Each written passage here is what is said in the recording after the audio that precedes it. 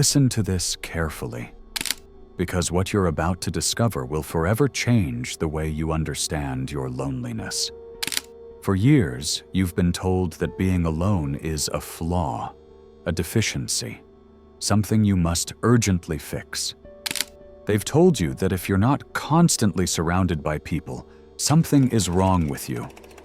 And the worst part is that you believed it. You felt that weight every time you turn down an invitation, every time you prefer staying home while everyone goes out. That internal whisper telling you that you're strange, that you're missing something important, that life is passing you by while you hide. But let me ask you something you've probably never considered. What if everything you were taught about loneliness was a lie designed to keep you weak? What if that constant need to be surrounded by others was nothing more than an addiction disguised as normality? Carl Jung discovered something society doesn't want you to know, something so powerful that they've kept it hidden under layers of social conditioning. And today, you're going to discover it.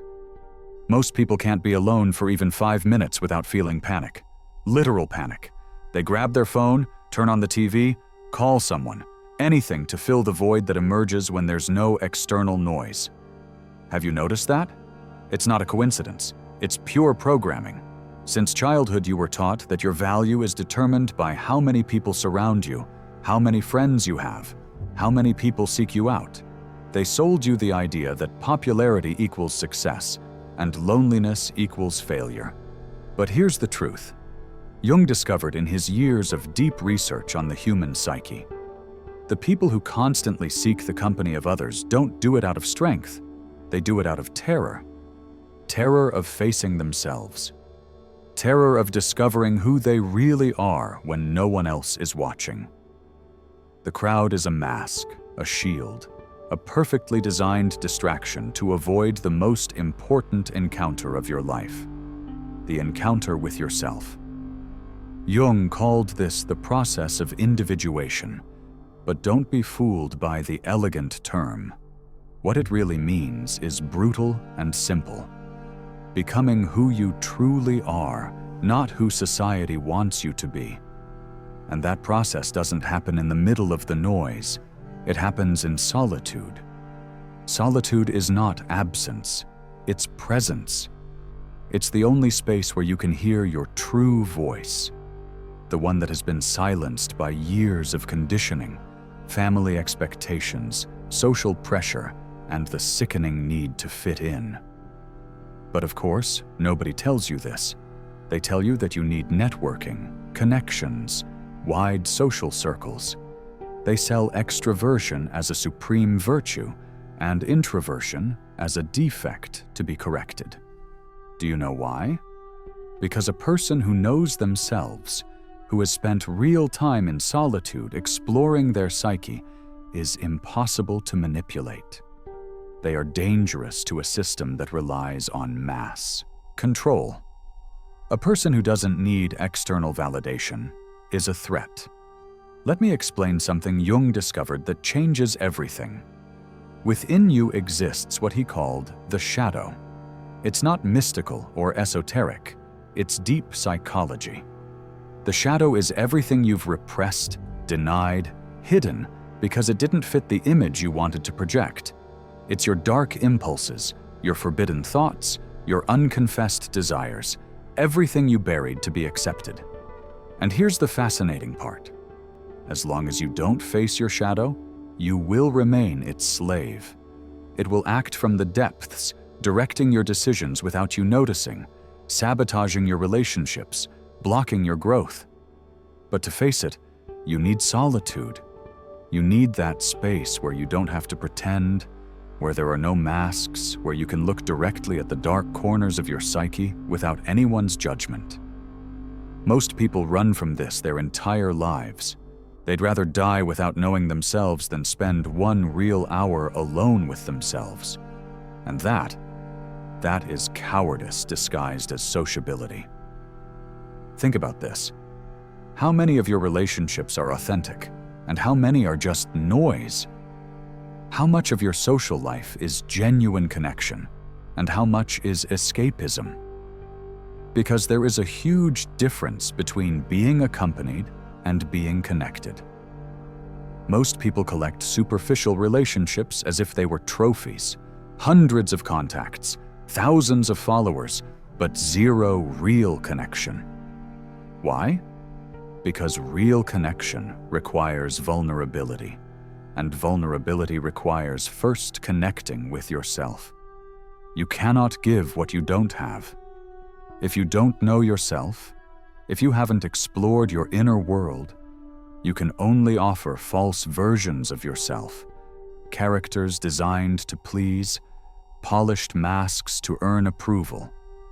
And so you live, playing a role in someone else's play, believing that's life. But Jung made it clear, a life that is not examined is not worth living. And that examination does not happen at parties. It happens in silence. Here's the power that only solitary people develop: the ability to think independently. It sounds simple, but it's revolutionary. Most people don't think, they repeat. They repeat their parents' opinions, their friends' opinions, the media's opinions, social media's opinions. They live in an infinite echo of borrowed ideas, believing they are their own. Real thought requires solitude because it requires deep concentration, requires disconnecting from external noise and diving into the complexity of an idea without interruptions. The great thinkers of history, the innovators, the ones who changed the course of civilizations, all had one thing in common: long periods of solitude. Not because they were antisocial, but because they understood that genuine creativity, original thought, deep mental clarity only emerge when you silence the external world. Nietzsche spent years in solitude. Tesla worked alone. Jung himself isolated for years to explore his unconscious. Coincidence? No. Necessity. But there's more, something even deeper that Jung discovered. When you spend real time with yourself, when you face your shadow and begin the process of integration, something extraordinary happens. You develop what he called the self. Not the ego, which is the social mask, but the self, your real essence, your wholeness. And here's the fascinating part. The self is not formed in noise, it's formed in silence. It's in solitude where the fragmented pieces of your psyche begin to unify. It's where you stop being a bundle of conditioned reactions and become a conscious, integrated, complete being. But this process is uncomfortable, painful, terrifying. That's why most people avoid it. They prefer the comfort of collective mediocrity to the pain of individual growth. They prefer being one more in the crowd than facing transformative loneliness. And here comes the part you'll probably resist accepting. Your need to be constantly surrounded by people is not love for others. It's fear of yourself. It's an addiction as real as any other. Every notification, every message, every superficial interaction is a dose that temporarily calms that terror of being alone with yourself. But like any addiction, it requires increasingly larger doses. That's why people are more connected than ever, and more lonely than ever at the same time. Because digital connection is not real connection. It's distraction disguised as socialization. Jung saw it coming. Loneliness is not being alone. It's feeling empty around people. And that is exactly what most people experience. An existential emptiness they try to fill with noise, with faces, with empty words. But the emptiness persists because they never go to the source. They never stop to ask themselves who they really are. Listen carefully, because this is crucial. Solitary people are not weak. They're selective. They don't avoid people due to social incapacity. They avoid them because they've raised their standards. When you've spent real time with yourself, when you've done the inner work, you no longer tolerate superficiality. Empty conversations bore you. Meaningless drama exhausts you. The constant need for validation repulses you. It's not arrogance, it's discernment. You've tasted depth, and superficial things no longer satisfy you. Jung said it perfectly. The privilege of a lifetime is to become who you truly are. And that privilege comes at a price: solitude. Because most people won't understand you. They won't understand why you're not constantly available, why you don't jump every time they invite you, why you prefer a night with yourself over a party with 100 strangers. And that's fine. Their misunderstanding is not your problem. But let me ask you something deeper. What is it that you really fear about solitude? Because if you think about it, honestly, solitude itself isn't what scares you. It's what you might discover in it. You fear encountering your unprocessed failures, your wrong decisions, the versions of yourself you buried. You fear that if you stop, if you silence the noise, you'll have to face all those questions you've been avoiding. Am I living my life or the life others expect of me? Are my relationships authentic or convenient? Are my goals mine or imposed on me? Who am I really when no one is watching? These questions terrify you because their answers might force you to change everything. And change is scary. It's easier to stay on autopilot, surrounded by distractions, than to face the possibility you've been living a lie. Jung dedicated years to studying what he called the collective unconscious, that deep layer of the psyche shared by all humanity. And he discovered that society functions like an organism that rejects what's different. Not out of malice, but for the system's survival. The system needs predictable, manageable people who follow the rules without questioning them. And the best method for creating such people is making them believe that being alone is abnormal. Because when someone isolates themselves from collective noise, when they give themselves time to think independently, they become unpredictable. They start questioning norms, seeing contradictions, rejecting programming. And that's dangerous for the status quo. That's why solitude is stigmatized, why it's associated with depression, failure, weirdness. Not because it's bad, but because it's liberating. And a system based on collective blindness cannot allow mass liberation. Now, here's the twist that changes everything. Jung also discovered that there are two types of solitude. There's the solitude of the one who runs away, and the solitude of the one who seeks. The first is destructive. It's isolation born from resentment, fear, unprocessed rejection. It's closing yourself off from the world because the world hurt you. That solitude poisons you, feeds the shadow without integrating it, creates inner monsters. But the second, the conscious solitude, the chosen solitude, that one is transformative. It's the sacred space where psychological alchemy occurs. It's where you take the lead of your trauma, your confusion, your pain, and turn it into gold. Wisdom, clarity, strength. The difference is intention. Do you isolate because you hate the world or because you love your growth? That's the question that defines everything. Solitary people, the ones who have consciously chosen this path, develop something Jung called the transcendent function. It's the ability to hold two opposites in the mind simultaneously without being destroyed by them. They can be strong and vulnerable. They can be alone and connected. They can doubt and feel certain. This ability is what separates deep thinkers from emotional reactors. Most people live in black and white. You love or hate, you're in or out, you're successful or a failure. But life doesn't work that way. Life is paradox, contradiction, complexity. And only in solitude can you develop the mental capacity to hold that complexity without collapsing.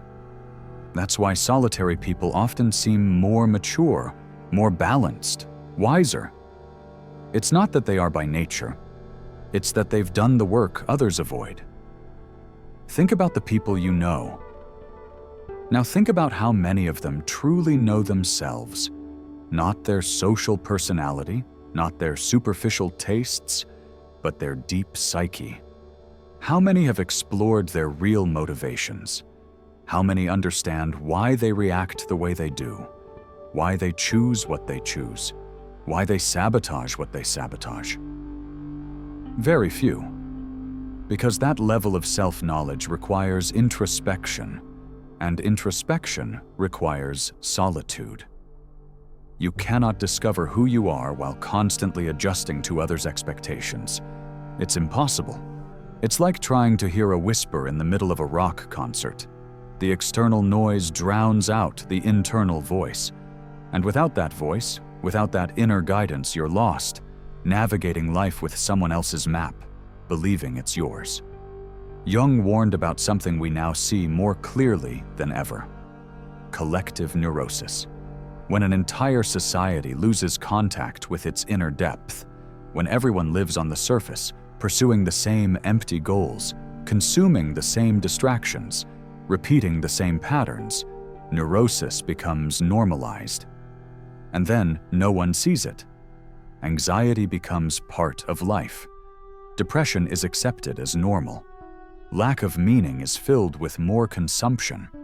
And thus, entire generations live lives they never chose, chasing successes that don't satisfy them, in relationships that don't nourish them, believing that this is how things are supposed to be.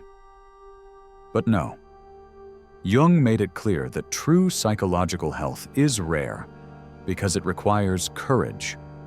Courage to break away from the herd, to question what everyone accepts, to choose your own path even if it means walking alone.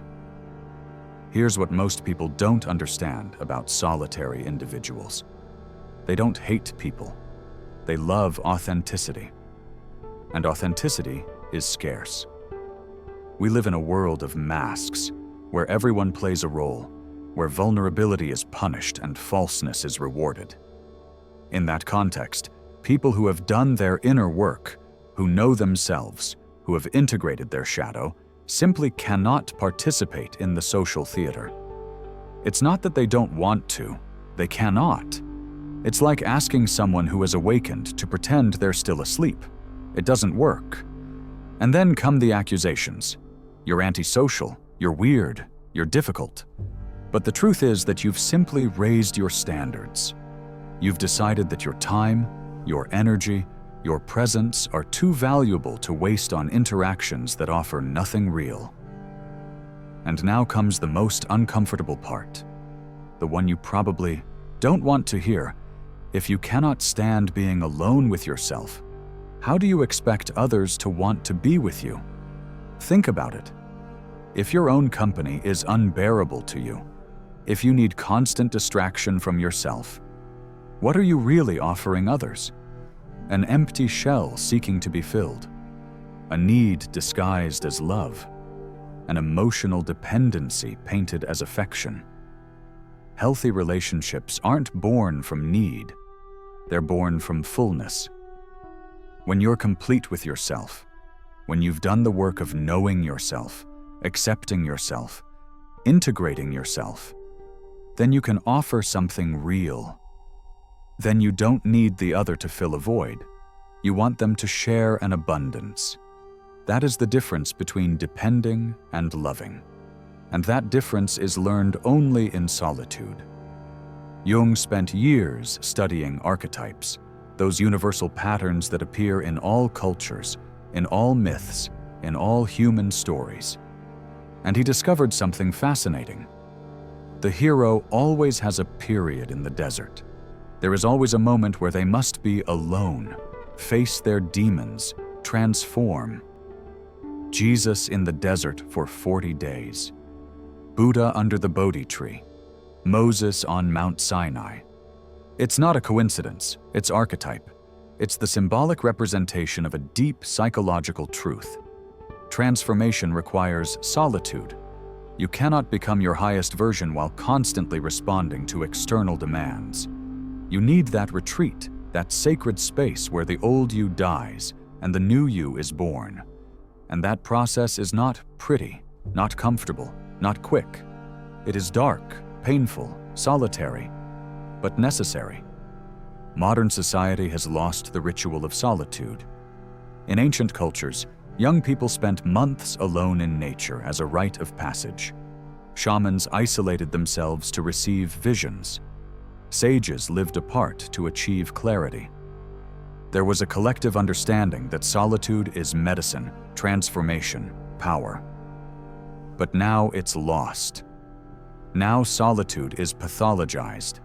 If you're alone, something is wrong. If you don't have weekend plans, you're a loser. If you prefer staying home to going out, you need help. The entire system conspires to keep you connected, distracted, busy. Why? Because a person in deep solitude is a threat.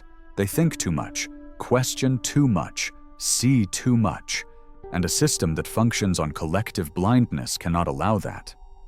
But here's the powerful part. When you decide to reclaim your solitude, when you consciously choose that sacred space despite all the voices telling you not to, something shifts. You begin to see yourself more clearly. Patterns that were once invisible become obvious. Lies you told yourself crumble. Masks you used fall away, and for the first time, perhaps in your entire life, you're face to face with yourself.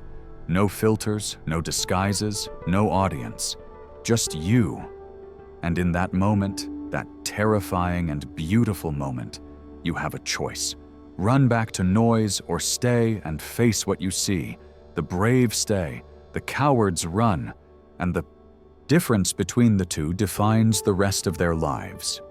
Jung discovered that within every person exists the process of individuation, but it's not automatic. It doesn't happen just because you age. In fact, most people die without ever beginning that process. They live their whole lives as extensions of others, as products of their conditioning, never as themselves. Individuation is the path toward becoming a real, unique, differentiated individual. And that path inevitably goes through solitude, because you need to separate from the masses, disconnect from collective noise, create time and space to discover what is yours and what is borrowed. Most of your beliefs, your values, your goals, they aren't yours. You inherited them, absorbed them, had them imposed upon you. And as long as you don't examine them, as long as you don't question them, you'll continue being a puppet of invisible forces. There's something else Jung observed that is crucial. People who avoid solitude also avoid responsibility. Because in solitude, there is no one to blame. You can't point to your partner, your boss, your parents, society. It's you and your decisions, you and the consequences, you and the naked truth of your life. And that's terrifying. It's much more comfortable to live in social chaos, where there's always someone to blame, where you can lose yourself in collective drama and forget you are the author of your story. But when you're alone, that illusion shatters. You realize that every moment of your life is the result of your choices, conscious or not. And with that realization comes power, but also burden. The power to change, the burden of accepting that everything you've lived up to now has been your responsibility. Truly solitary people, those who have done this work, have a different presence. They don't need to fill silence with empty words. They don't constantly seek attention. They don't collapse when they don't receive external validation. There is something solid in them, something unmovable. Jung would call it the integrated self. Others might call it maturity, wisdom, strength. But whatever the name, the result is the same. They are whole, not halves looking for their other half, not emptiness seeking to be filled. They are complete. And the paradox is that these people, the ones who need others the least, are the ones who form the deepest connections. Because when you relate from fullness instead of need, everything changes. You don't seek someone to complete you. You seek someone with whom to share your completeness. You don't need to be loved to feel valuable. You choose to love because you have love to give. Now, the question you must ask yourself, the only one that really matters: are you willing to do this? Are you willing to face real solitude, not the comfortable solitude of a quiet afternoon, but the deep solitude where you encounter everything you've avoided for years? Are you willing to see your shadow, to integrate your contradictions, to question every belief you've held as truth? Because that's the price, and it's not cheap. It will cost you relationships that no longer serve you. It will cost you comforts that kept you asleep. It will cost you the approval of people who don't really know you. But what you gain, what you truly gain, is priceless. You gain your life.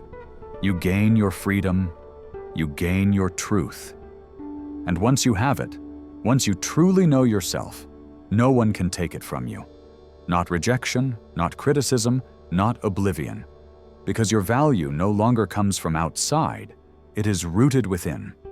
Jung made it clear at the end of his life: I am not what happened to me. I am what I choose to become. And that choice, that transformation from victim of circumstance to author of your destiny, only happens in conscious solitude. It only happens when you have the courage to turn off the noise, close the door, sit with yourself and say, "Here I am. Now who am I really?" That question, asked with brutal honesty, without escape, without distractions, is the beginning of everything.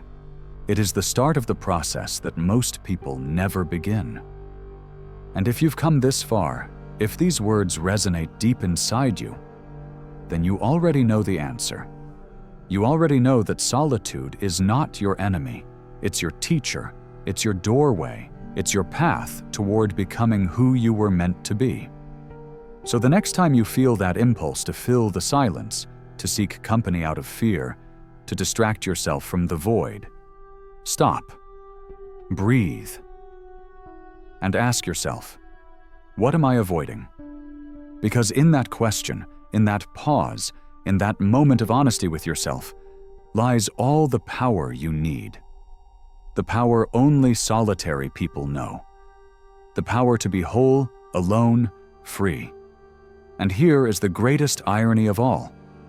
The more time you spend with yourself, the more you realize how little you actually knew about the world. Because most people don't see the world as it is. They see it filtered through their fears, their traumas, their unmet needs. Jung called this projection, and it's the most common and destructive psychological mechanism. You project your shadow onto others. You see in them what you don't want to see in yourself. You judge them for what you repress. You love them for what you lack. And so all your relationships become distorted mirrors of your inner world. But when you've spent real time in solitude, when you've cleaned your own lens, you begin to see people as they truly are, not as you need them to be. And that clarity is liberating and terrifying at the same time. Liberating because you're no longer trapped in toxic dynamics based on mutual projections. Terrifying because you realize how much time you wasted relating to ghosts instead of real people.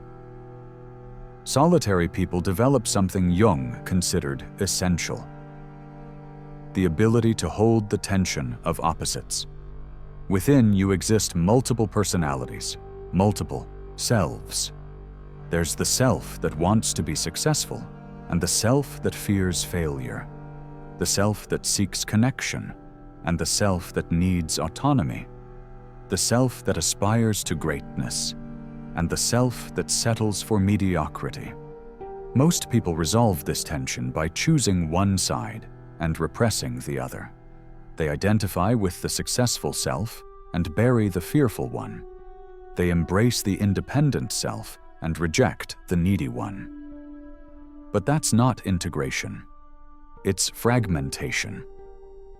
And psychological fragmentation is the root of almost all human suffering. In solitude, when you don't have to maintain a consistent image for others, you can allow all these selves to emerge. You can observe them without judgment. You can dialogue with them. And in that internal dialogue, in that sacred conversation with yourself, integration occurs. The opposites aren't resolved. They're embraced, and you become more complex, richer, more human. But let me tell you something probably no one has told you. Solitude teaches you how to die. Not physically, but psychologically.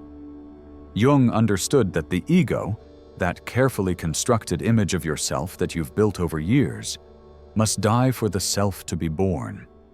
And that ego death only occurs in deep solitude. When there is no one to impress, no roles to perform, no expectations to meet, the ego loses its fuel. And in that death, that temporary collapse of the identity you thought you were, panic arises. Deep existential panic. Because all your life you've believed you were that image, that character. And now, in the silence, you realize it was only a construction. So who are you? That question, suspended in the emptiness of solitude, is the portal. On the other side lies your truth. But you must go through the death of the false self to reach it. And most people never do. They cling to the character until their last breath, preferring the safety of the familiar lie to the freedom of the unknown truth. Think about all the major decisions in your life. How many did you make from your truth? And how many to satisfy external expectations? Did you choose that career because it truly passioned you? Or because your parents approved? Are you in that relationship because it nourishes you? Or because you were afraid of being alone? Do you pursue that success because you want it or because society says you should? These questions hurt because they reveal that many of our decisions aren't ours. They are automatic responses to social programming. And if you don't have the space to question them, if you remain immersed in the noise that validates those choices, you'll never know what you would have chosen for yourself. Solitude forces you to face this. It forces you to ask, if no one were watching, if I didn't have to explain anything to anyone, if external judgment disappeared completely, what would I choose? And the answer to that question may change everything. Jung spoke extensively about archetypes, those universal patterns that live in the collective unconscious. And one of the most powerful archetypes is the hermit, the solitary sage who retreats from the world to find truth. This archetype appears in all cultures because it represents a fundamental psychological truth. Wisdom requires withdrawal. You cannot be wise in noise. You cannot develop perspective immersed in drama. You need distance. You need altitude. And you only gain that by stepping away. The hermit doesn't flee the world out of weakness. He retreats out of strength. Because he understands that to truly serve the world, he must first know himself. And that knowledge doesn't come from books or external teachings. It comes from deep exploration of one's own interior. The hermit descends into the caves of his psyche, faces the dragons of his shadow, and emerges transformed. That is the journey, and it is solitary by nature. Now, here's something Jung observed that is absolutely crucial. People who cannot be alone are the most prone to manipulation. Because when you constantly need validation, approval, the presence of others, you give away your power. You become dependent on external signals to know whether you're okay, whether you're valuable, whether you're doing the right thing. And that dependency is an open door for anyone who wants to control you. Manipulators, narcissists, authoritarian systems, they all exploit that need. They give you the validation you crave in exchange for your autonomy. They tell you what you want to hear in exchange for your obedience. And you don't even notice because you're so desperate not to be alone that you accept any company, any attention, regardless of the price. But people who know themselves, who have spent real time in solitude, are immune to this. Not because they are invulnerable, but because their center is inside, not outside. They don't need others to tell them who they are. They already know. And this leads us to one of Jung's deepest discoveries. Individuation is not selfishness, it's responsibility. When you become who you truly are, when you differentiate yourself from the masses, you don't do it to isolate yourself. You do it to contribute uniquely. Because a society full of non-individuated people is a stagnant society. Everyone thinks the same, feels the same, reacts the same. There is no creativity, no innovation, no evolution. The ones who change the world are always those who dared to be different. And to be different, you must first know who you are. And that, again, requires solitude. It requires that sacred space where you can explore your uniqueness without pressure to conform. Because conforming is easy. Most people do it. It requires zero courage, zero effort. You simply go with the flow. But individuating, becoming a unique, complete, conscious being, requires everything from you. It requires you face your deepest fears, question your most ingrained beliefs, release identities that once brought you security. And only the brave do it. Let me share something else about the shadow, because it's fundamental and widely misunderstood. The shadow is not only your negative aspects, it also contains your unrealized potential, your repressed talents, your legitimate desires that you buried because they didn't fit the image you wanted to project. Jung discovered that many people repress their greatness as much as they repress their darkness, because shining, standing out, being powerful, is also terrifying. Fear of envy, fear of responsibility, fear of disappointing others. So you make yourself small. You settle. You play a minor role in your own life. And all of that, unexpressed light, accumulates in your shadow. In solitude, when you explore your shadow, you don't only find the monsters you feared. You also find the hero you've been denying. You find capabilities you didn't know you had. You find strength that you kept asleep. And when you integrate that, when you bring that repressed light into consciousness, you transform. Solitary people are often misunderstood as sad or depressed. But there's a huge difference between being depressed and being in a process of transformation. Depression is stagnation. It's trapped energy that doesn't flow. The process of individuation, though painful, is movement. It is energy flowing toward integration. Jung explained it like this. The psyche sometimes needs to descend in order to ascend. You need to hit bottom to bounce back. You need to break down to rebuild yourself at a higher level.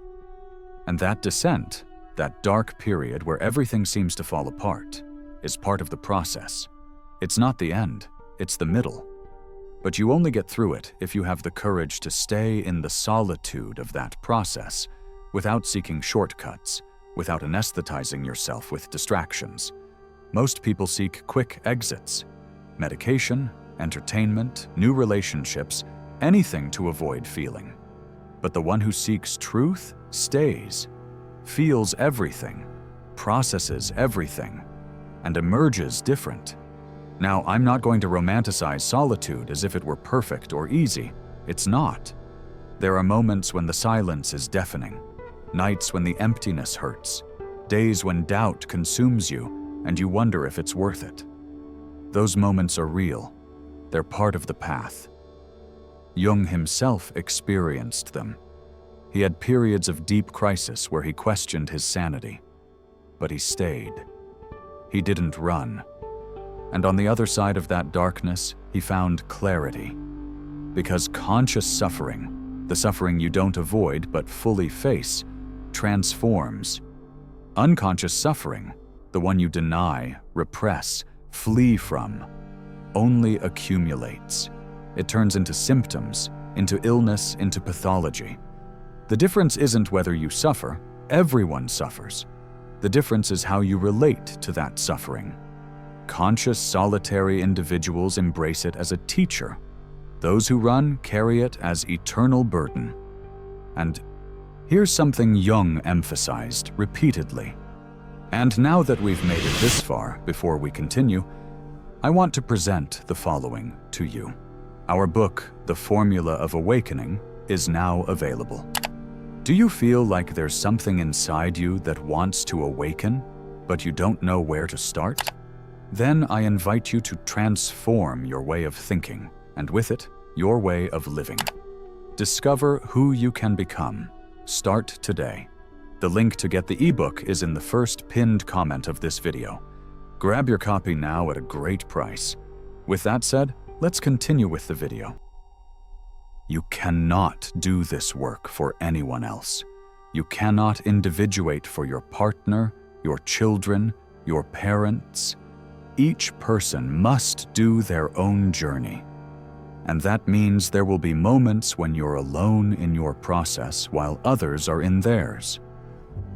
There will be moments when your growth distances you from people you love, but who aren't ready to grow. And that hurts. It hurts to let go of relationships that no longer resonate with who you're becoming. It hurts to see people you care about stuck in patterns you've already overcome. It hurts to be misunderstood by those who expected you to stay the same. But that pain is the price of authenticity, and it's a price worth paying, because the alternative is betraying yourself to keep others comfortable. And that betrayal, that denial of your truth to fit in, that yes, destroys you. Not immediately, but slowly, year after year, until one day you look at your life and don't recognize the person you've become. Jung discovered something fascinating about dreams. They are messages from the unconscious, attempts by the psyche to communicate with you. But to understand them, you need silence. You need time to remember them, analyze them, dialogue with them. In the constant noise of modern life, dreams are forgotten in seconds. You wake up, grab your phone, and that's it. The message is gone. But in solitude, when you have mental space, dreams become allies. They show you what your conscious mind doesn't want to see.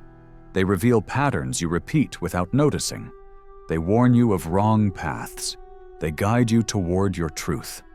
Solitary people often develop a rich relationship with their dreams because they have the space to pay attention to them. And that relationship becomes another layer of self-knowledge, another source of inner wisdom. While most people ignore their dreams as meaningless fantasies, solitary individuals treat them for what they are: windows into the unconscious, maps of the inner territory they're exploring. Here's another uncomfortable truth. Solitude shows you who really matters to you. When you're constantly surrounded by people, it's easy to maintain superficial relationships, friendships of convenience, connections based on proximity rather than resonance. But when you start choosing solitude, when you start being selective with your time and energy, relationships naturally filter themselves. Some people disappear because they were only there out of convenience. Others get upset because you're no longer so accessible. And a few, the important ones, stay. And you realize that those few real connections are worth more than 100 superficial ones. Jung spoke of conscious versus automatic relationships. Automatic relationships are the ones you maintain out of inertia, shared history, social obligation.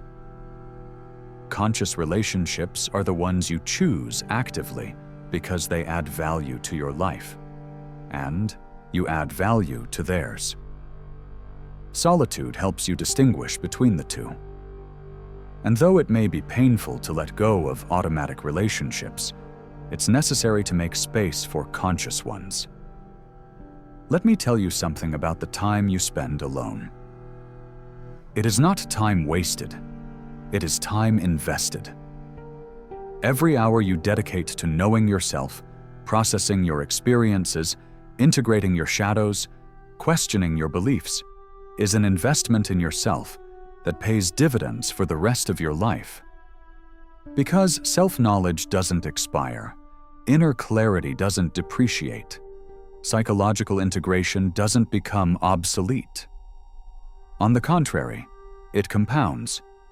Each layer of understanding you gain allows you to see deeper next time. Every integration makes you more stable, more flexible, more capable. Jung saw it in his patients. Those who did the inner work not only resolved their immediate symptoms, they transformed their way of being in the world. They became more present, more authentic, more alive. And that transformation doesn't come from 1 hour of therapy a week. It comes from the hours you spend daily with yourself, processing, reflecting, integrating. Therapy can guide you, but the work is done by you, in solitude. And now the question you've probably been asking: how much solitude is enough? And the answer is, it depends. It depends on how far you are from yourself.